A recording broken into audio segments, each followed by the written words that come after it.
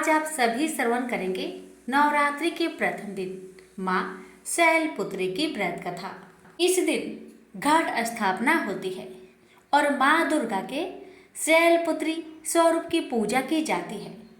माता शैलपुत्री हिमालय की पुत्री है, इसलिए उन्हें सफ़ेद रंग प्रिय है। साथ ही उन्हें गाय के घी से तैयार भोग लगाना शुभ माना जाता है। नवरात्रि के पहले दिन माँ शैलपुत्री की पूजा के बाद भोग में गाय के घी से बना हलवा, रबड़ी या मावा के लड्डू का भोग लगा सकते हैं। माँ दुर्गा को सर्वप्रथम शैलपुत्री के रूप में पूजा जाता है। हिमालय के वहाँ पुत्री के रूप में जन्म लेने के कारण उनका नामकरण हुआ शैलपुत्री। इनका वाहन वृषभ है, इसलिए यह देवी वृषारूढ़ा के नाम से भी जानी जाती है। इस देवी ने दाएं हाथ में त्रिशूल धारण कर रखा है और बाएं हाथ में कमल सुशोभित है। यही देवी प्रथम दुर्गा है। यही सती के नाम से भी जानी जाती है।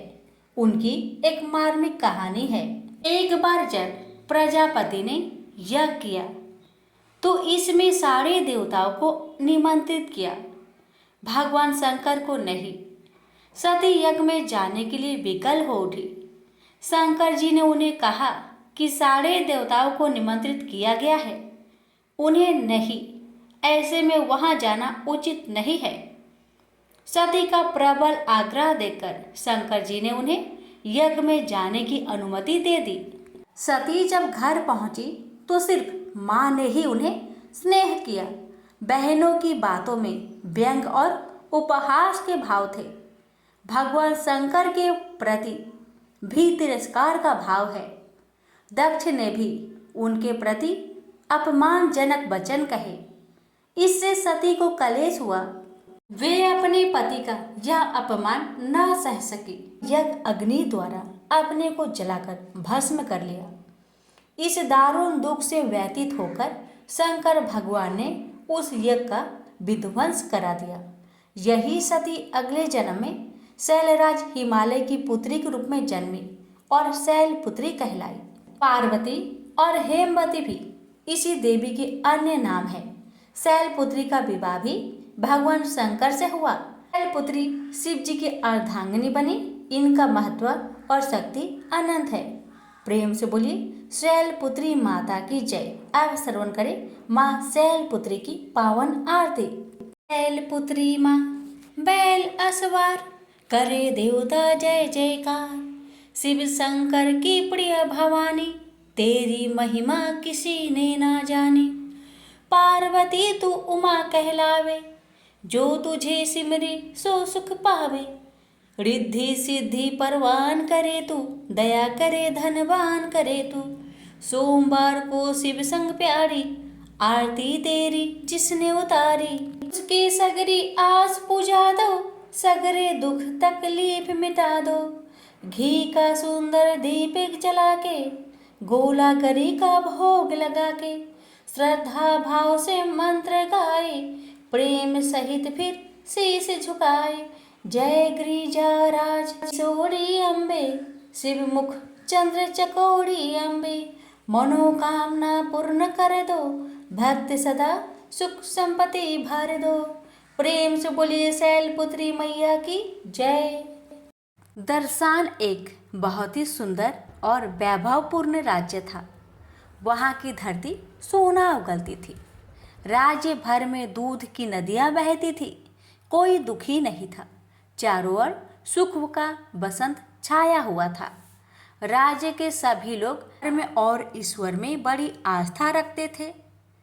दर्शन राज चारू वर्मा भी बड़ा न्यायी था। प्रजा का पालन पुत्र के समान करता था। कोई किसी को न तो दुख दे सकता था, न हानि पहुंचा सकता था। चारू वर्मा का न्यायदंड सबके मस्तक पर घूमता रहता था। राजा को किसी प्रकार का कोई दुख नहीं था, किंतु फिर भी वह बराबर चिंतित रहता था। उसके कोई संतान नहीं थी। उसकी राज महिषी के हृदय में भी सदैव चिंता और दुख की लहरें उठा करती थी। राजा और रानी ने संतान पाने के लिए देवी देवताओं का पूजा आराधना की, साधु महात्माओं के द्वार खटखटाए, किंतु कामना के वृक्ष में फल नहीं लगे। ज्यों ज्यों दिन बीतते गए चिंता भी बढ़ने लगी। चारू वर्मा के पुरोहित का नाम था मधुचंद। मधुचंद बड़े त्यागी थे। वे बस्ती के बाहर कुटिया बनाकर रहते थे।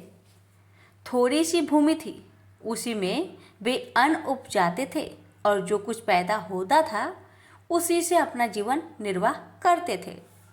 राजपुरोहित चारू वर्मा के दुख से अवगत थे।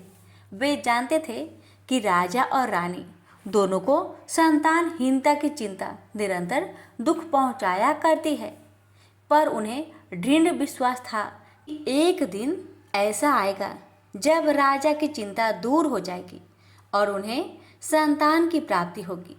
संध्या का समय था। राजा और रानी दोनों घूमने के लिए बाहर निकले। दोनों घूमते घूमते राजपुरोहित की कुटिया के द्वार पर जा पहुँचे।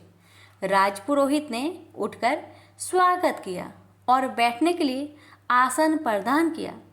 राजपुरोहित के समक्ष आसन पर बैठते ही रानी की आंखें आंसुओं से भर गई। आंसुओं की बूंदें कपोले से होती हुई नीचे गिरने लगी।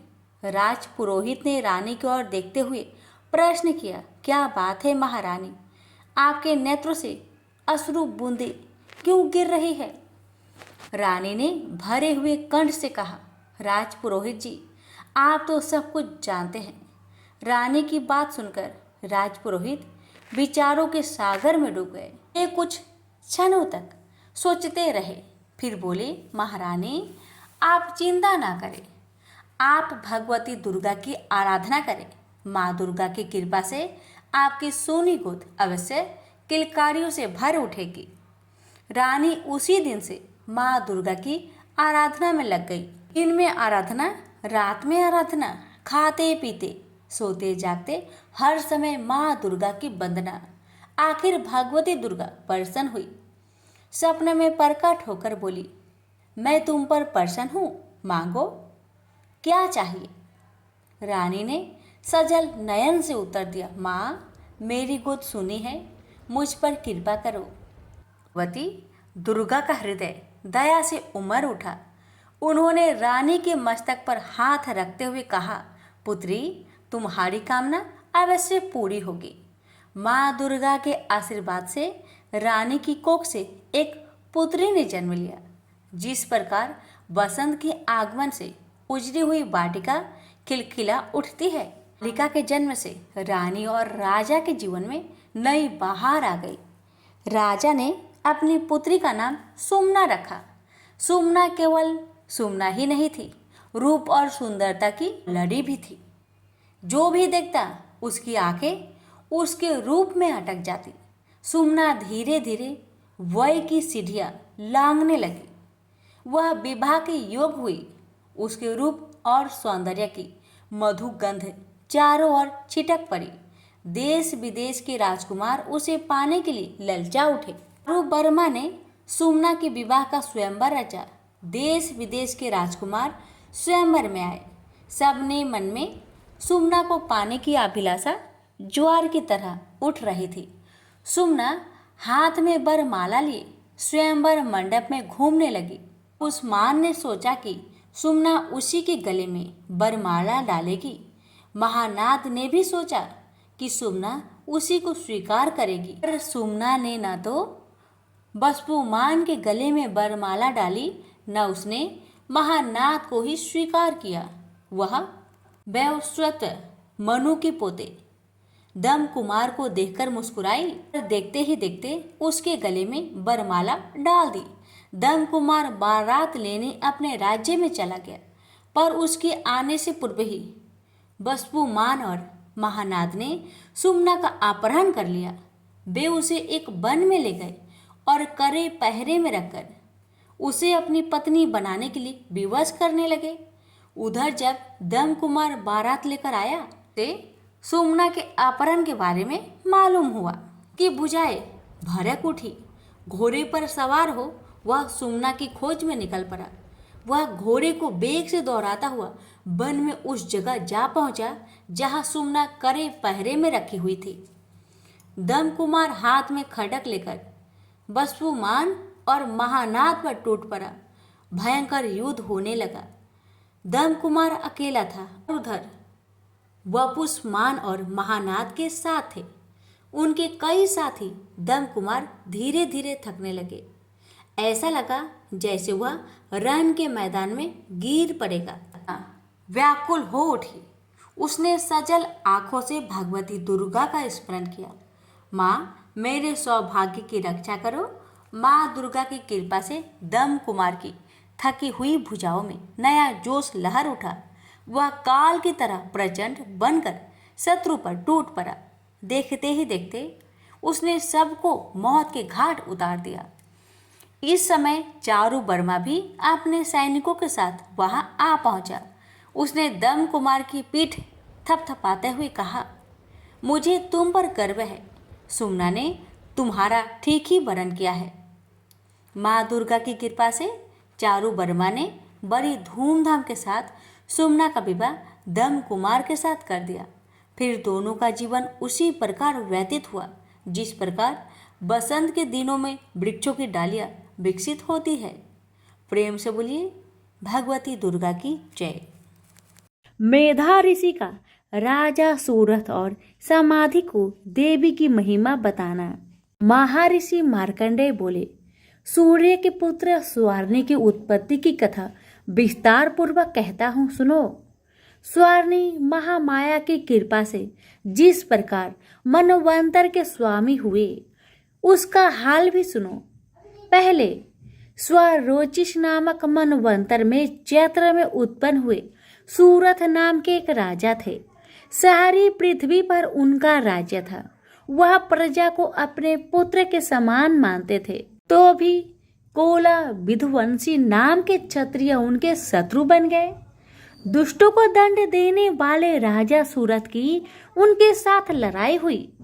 कोला विधवंशियों की संख्या में कम होने पर भी राजा सूरथ युद्ध में उनसे हार गए। तब वह अपने नगर में आ गए।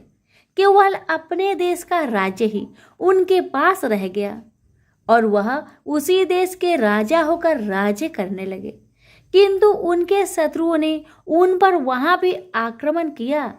राजा को बलहीन देखकर उसके दुष्ट मंत्रियों ने राजा की सेना और खजाना अपने अधिकार में कर लिया। राजा सूरथ अपने राज्याधिकार को हार कर शिकार खेलने के बहाने घोड़े पर सवार होकर वहां से एक भयंकर वन की ओर चले गए। उस वन में उन्होंने महर्षि मेधा का आश्रम देखा।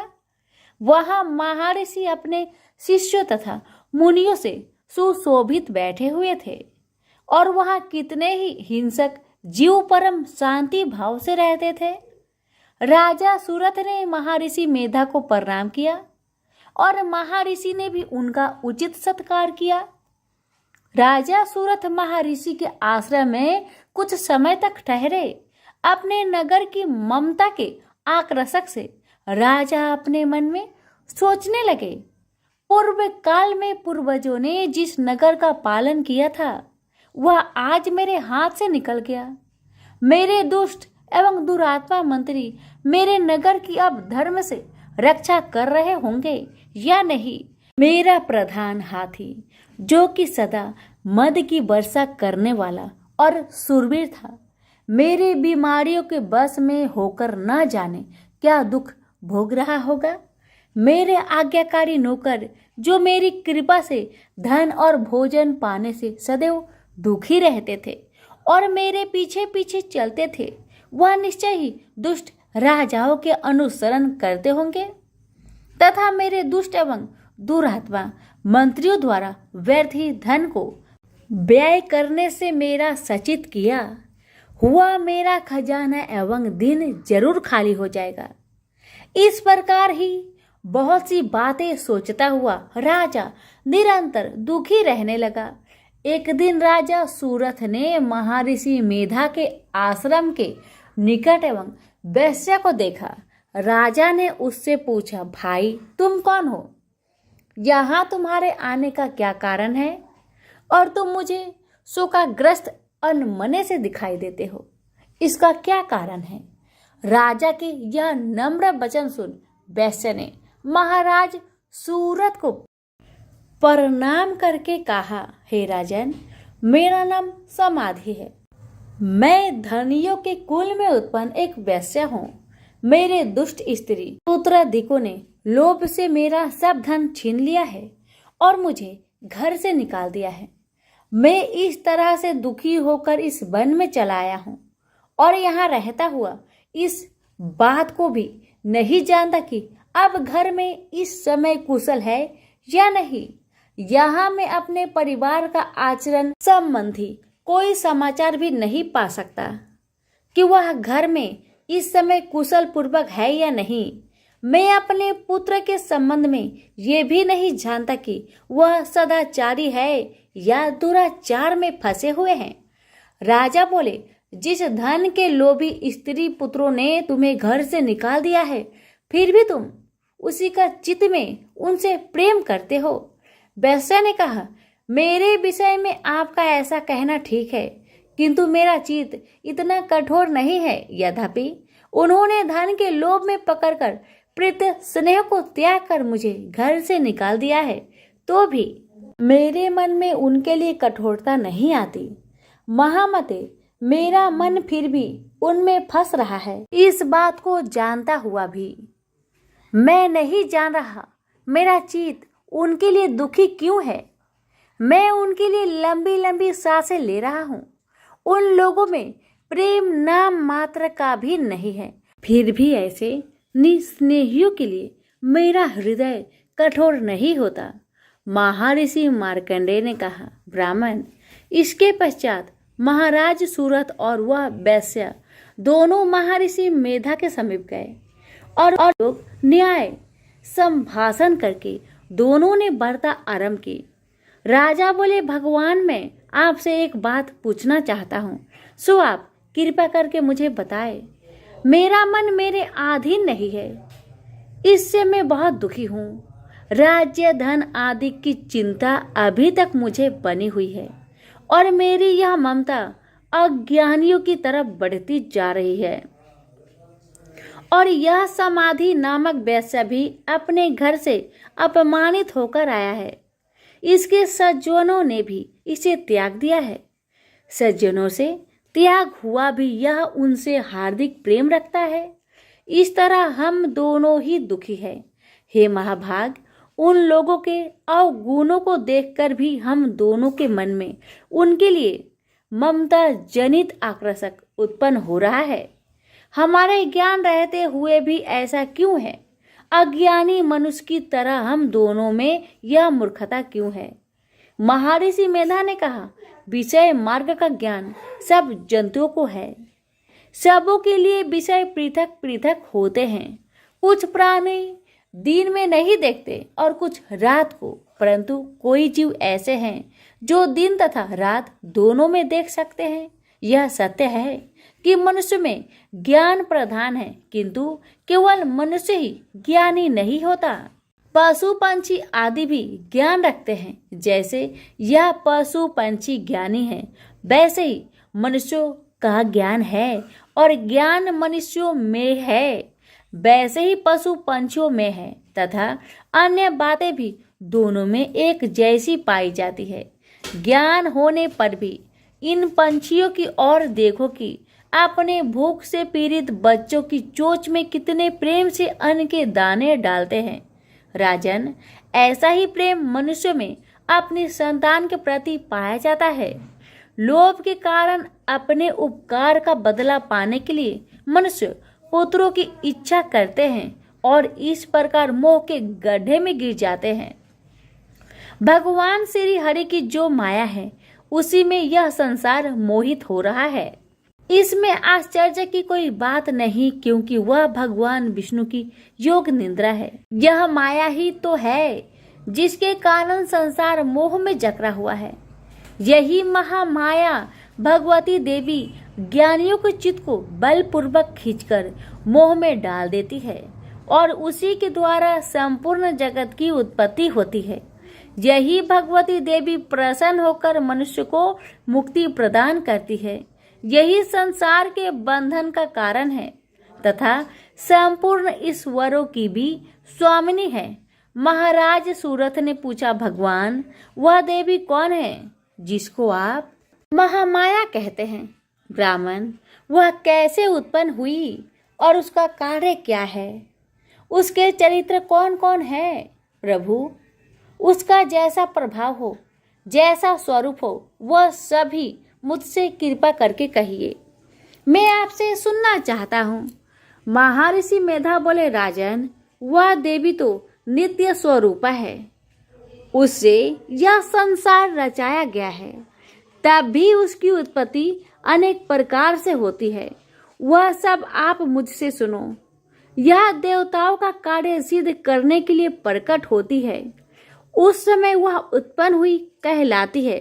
संसार को जलमय करके जब भगवान विष्णु योग निद्रा का आश्रय लेकर शेष शैया पर सो रहे थे, तब मधु केटव नाम के दो असुर उनके कानों के मैल से प्रकट हो गए। श्री ब्रह्मा जी ने जब उन दोनों को अपनी ओर आते देखा और यह भी देखा कि भगवान विष्णु योग निद्रा का आश्रय लेकर सो रहे हैं, तो वह उस समय श्री भगवान के जगाने के वास्ते उनके नेत्रों में निवास करने वाली योग निद्रा की स्तुति करने लगे।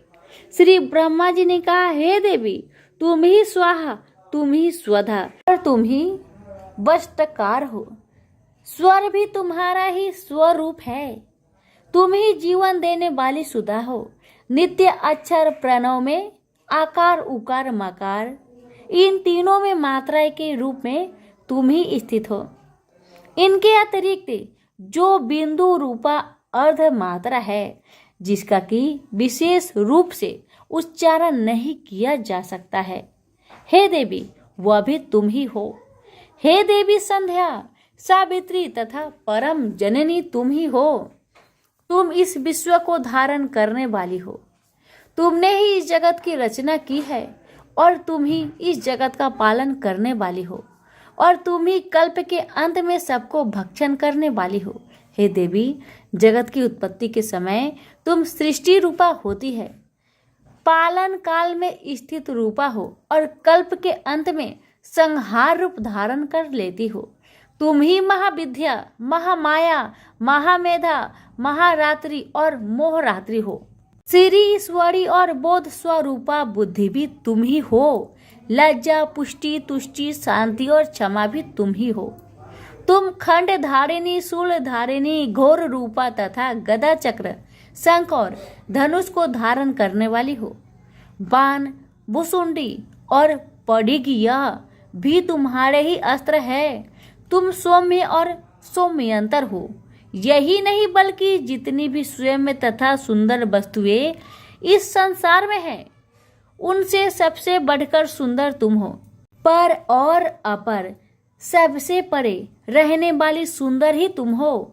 हे स्वर्ग रूपे देवी, जो भी सत असत पदार्थ है और उनमें जो शक्ति है वह तुम ही हो। ऐसे अवस्था में भला तुम्हारी स्तुति कौन कर सकता है? इस संसार के सृष्टि, पालन और संहार करने वाले जो भगवान हैं, उनको भी जब तुमने निंद्रा के वशीभूत कर दिया है, तो फिर तुम्हारी स्तुति कौन कर सकता है?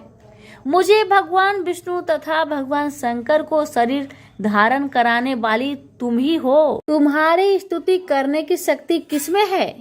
हे देवी, तुम तो अपने इन उद्धार प्रभाव के कारण ही परेशानियां हो। मधु और केटव जो भयंकर असुर है, इन्हें तो मोह में डाल दो और श्री हरि भगवान विष्णु को भी जल्दी जगा दो और उनमें इनके मार डालने की बुद्धि भी उत्पन्न कर दो।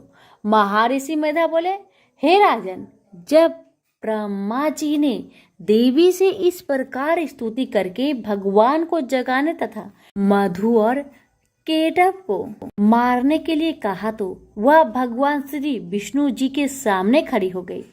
उनके ऐसा करते ही भगवान श्री हरि तुरंत जाग उठे और दोनों असुरों को देखा, जो कि अत्यंत बलवान तथा पराक्रमी थे और मारे क्रोध के जिनके नेत्र लाल हो रहे थे। और जो श्री ब्रह्मा जी का वध करने के लिए तैयार थे। इस पर उन दोनों दुरात्मा असुरों के साथ भगवान श्री हरि पूरे 5000 वर्ष तक लड़ते रहे। एक तो वह अत्यंत बलवान तथा पराक्रमी थे, दूसरे महामाया ने भी उन्हें मोह में डाल रखा था। अतः वह श्री भगवान से कहने लगे, हम दोनों तुम्हारी वीरता से अत्यंत प्रसन्न हैं, अतः तुम हमसे कोई वर मांगो। भगवान ने कहा, यदि तुम मुझ पर प्रसन्न हो तो अब तुम मेरे हाथों से मर जाओ, बस इतना सा ही वर मैं तुमसे मांगता हूँ। यह दूसरे वर से क्या प्रयोजन है? महर्षि मोधा बोले। इस तरह से जब यह धोखे में आ गए और अपने चारों ओर जल ही जल देखा तो भगवान श्री हरि से कहने लगे, जहाँ पर जल न हो, सूखी जमीन हो, उसी जगह हमारा वध कीजिए। महर्षि मेधा कहते हैं, भगवान तथास्तु कहकर भगवान श्री हरि ने उन दोनों को अपनी जांघ पर लेटाकर उन दोनों के सिर काट डाले। इस तरह से यह देवी श्री ब्रह्मा जी की स्तुति करने से प्रकट हुई थी। अब तुमसे उनके प्रभाव का वर्णन करता हूँ, सो सुनो। प्रेम से बोलिए माता रानी की जय। एक बार गणेश जी ने पृथ्वी के मनुष्य की परीक्षा लेने का विचार किया। वे अपना रूप बदलकर पृथ्वी पर भ्रमण करने लगे। उन्होंने एक बालक का रूप बना लिया, एक हाथ में एक चम्मच में दूध ले लिया और दूसरे हाथ में एक चुटकी चावल ले लिए और गली गली घूमने लगे। साथ ही साथ आवाज लगाते चल रहे थे, कोई मेरे लिए खीर बना दे, कोई मेरे लिए खीर बना दे। कोई भी उन पर ध्यान नहीं दे रहा था, बल्कि लोग उन पर हंस रहे थे। वे लगातार एक गांव के बाद दूसरे गांव इसी तरह चक्कर लगाते हुए पुकारते रहे, पर कोई खीर बनाने के लिए तैयार नहीं था। सुबह से शाम हो गई, गणेश जी लगातार घूमते रहे। एक बुढ़िया थी, शाम के वक्त अपनी झोपड़ी के बाहर बैठी हुई थी। तभी गणेश जी वहां से पुकारते हुए निकले कि कोई मेरी खीर बना दे, कोई मेरी खीर बना दे। बुढ़िया बहुत कोमल हृदय वाली स्त्री थी। उसने कहा, बेटा मैं तेरी खीर बना देती हूँ। गणेश जी ने कहा, माई अपने घर में से दूध और चावल लेने के लिए बर्तन ले आओ। बुढ़िया एक कटोरी लेकर जब झोपड़ी के बाहर आई तो गणेश जी ने कहा, अपने घर का सबसे बड़ा बर्तन लेकर आओ।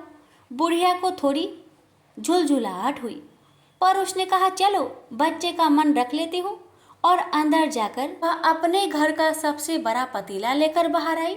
गणेश जी ने चम्मच से पतीले में दूध उड़ेलना शुरू किया। तब बुढ़िया के आश्चर्य की सीमा न रही। जब उसने देखा दूध से पूरा पतीला भर गया है, एक के बाद एक वह बर्तन झोपड़ी से बाहर लाती गई और उसमें गणेश जी दूध भरते चले गए। इस तरह से घर के सारे बर्तन दूध से लबालब भर गए। गणेश भगवान ने बुढ़िया से कहा, मैं स्नान करके आता हूँ, तब तक तुम खीर बना लो, मैं वापस आकर खाऊंगा। बुढ़िया ने पूछा, मैं इतनी सारी खीर का क्या करूंगी? इस पर गणपति जी बोले, सारे गांव को दावत दे दो। बुढ़िया ने बड़े प्यार से मन लगाकर खीर बनाई। खीर की भीनी भीनी मीठी मीठी खुशबू चारों दिशाओं में फैल गई।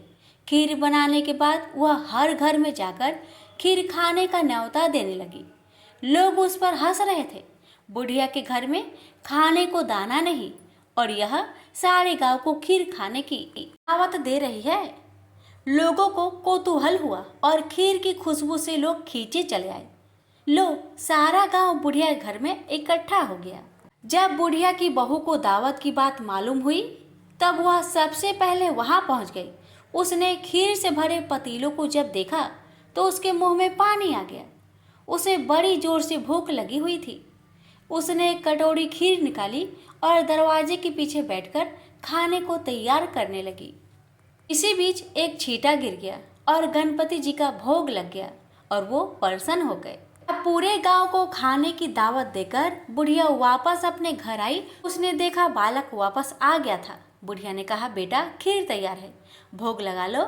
गणपति जी बोले, माँ भोग तो लग चुका है, मेरा पेट पूरी तरह से भर गया है, मैं तृप्त हूँ, अब तू खा, अपने परिवार और गांव वालों को खिला। बुढ़िया ने कहा, यह तो बहुत ज्यादा है, सबका पेट भर जाएगा, इसके बाद भी यह बच जाएगी। उस बची खीर का मैं क्या करूँगी? इस पर गणेश जी बोले, उस बची खीर को रात में अपने घर के चारों कोनों में रख देना। और बुढ़िया ने ऐसा ही किया। जब सारा गांव जी भरकर खा चुका, तभी ढेर सारी खीर बच गई। उसने उसके पत्रों को अपने घर के चारों तरफ रख दिया। वहां उठकर उसने क्या देखा? पतीले में खीर के स्थान पर हीरे, जवाहरात और मोती भर गए हैं। वह बहुत खुश हुई। उसकी सारी दरिद्रता दूर हो गई। वह आराम से रहने लगी। उसने गणपति जी का एक भव्य मंदिर बनवाया और साथ में एक बड़ा सा तालाब भी खुदवाया। इस तरह उसका नाम दूर दूर तक प्रसिद्ध हो गया। उस जगह वार्षिक मेले लगने लगे। लोग गणेश जी की कृपा प्राप्त करने के लिए उस स्थान पर पूजा करने और मान्यताएं मानने के लिए आने लगे। गणेश जी सबकी मनोकामनाएं को पूरी करने लगे। प्रेम से बोलिए गणेश भगवान की जय।